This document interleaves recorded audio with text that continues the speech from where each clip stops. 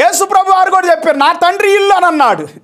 ఈ భూములను సమస్తము కూడా ఆయన ద్వారా నిర్మించబడినని దేవుని వాక్యములో మనం చదువుకున్నాం ఇంతకుముందు కీర్తన భాగాల్లో.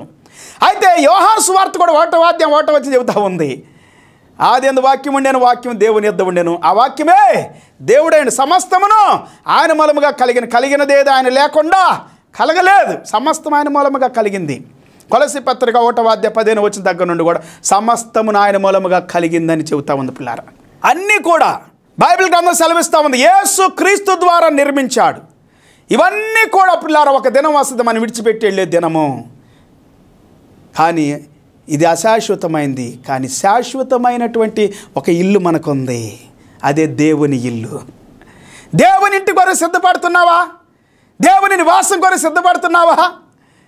లేకపోతే ఈ లోకమే శాశ్వతం అనుకుంటూ, ఈ దేహమే శాశ్వతం అనుకుంటూ, ఈ